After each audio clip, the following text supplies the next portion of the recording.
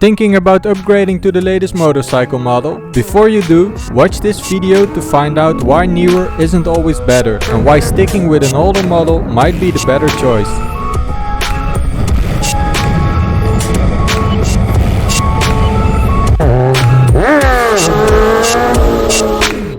With new models being released every year, it's easy to get caught up in the hype. But are these shiny new bikes really worth the upgrade? Let's break it down. First, let's talk about the financial side of things. Cost and depreciation. New motorcycles come with a hefty price tag and their value drops as soon as you write them off the lot. The latest models often come with a premium price. Thanks to new technology and features, you might be paying thousands more for the latest edition. For example, the newest Ducati Panigale V4. It can set you back over 25,000 euros, while a model from a few years ago might be available for significantly less. In general, motorcycles lose the most value in the first 2 years. They tend to depreciate by about 5% when they leave the lot, so that's not a big deal. But by the end of the second year, they lose between 19 to 27%. After this, the depreciation rate stabilizes to about 5% per year until around year 10. For example, a 20,000 euro motorcycle could depreciate by 4,000 euros in the first 2 years and then continue to lose about 1,000 euros each year thereafter. Now this isn't totally accurate in every market and depends on the motorcycle of choice, but still, if you decide to sell or trade in your bike within a few years,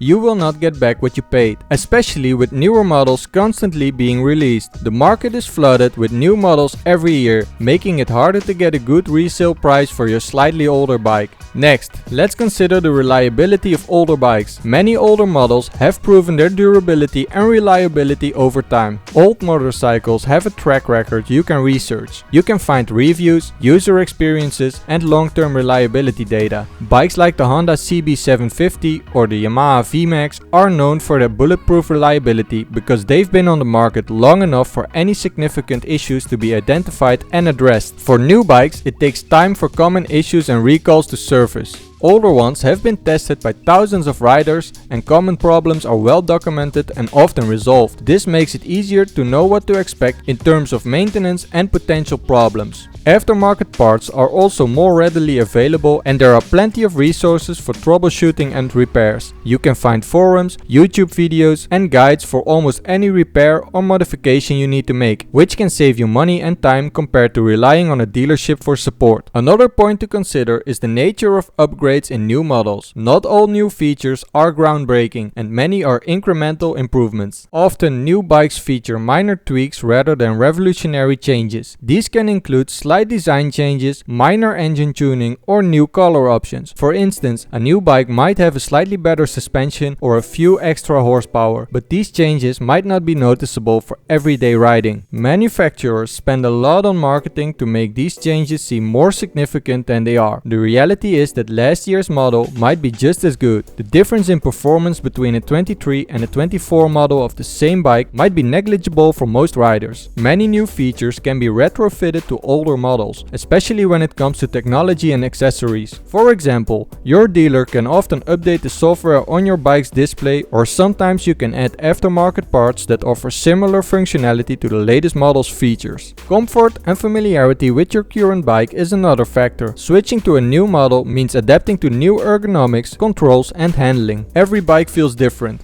If you're already comfortable with your current ride, a new model might take time to get used to. The seat height, handlebar position and overall ergonomics can be quite different, making it hard to adjust if you've been riding your current bike for years. Different models handle differently. Your muscle memory and riding style are tuned to your current bike, and the new one might not feel as intuitive. This can be especially true if you're switching between different types of bikes, like moving from a cruiser to a sport bike. You might have already invested time and money into customizing your current bike to fit your needs perfectly. This includes things like custom seats, handlebars, exhaust systems and other personal touches that make your bike uniquely yours. New models might boast higher horsepower or better acceleration, but these improvements might not be noticeable in everyday riding. For example, a bike with 200 horsepower might sound impressive, but how often will you be able to fully utilize that power on public roads? Features like fuel economy, comfort and ease of maintenance are more important than top speed or advanced electronics. A bike that's easy to ride, comfortable for long distances and cheap to maintain can be far more enjoyable enjoyable than one with the latest tech and highest performance stats. Some new models can be over-engineered, with complex systems that are more prone to issues and harder to fix. Simplicity can be a virtue, especially for everyday riders. For example, active suspension systems might offer a smooth ride and better performance, but they can also lead to more potential points of failure compared to simpler mechanical systems. I think the latest model isn't always the greatest. Sometimes sticking with a tried and true bike is the better choice, saving you money and hassle in the long run. So that's it folks, new motorcycles aren't always better. Between high cost, the proven reliability of older models, incremental upgrades and real world performance, it's clear that the latest isn't always the greatest. What do you think?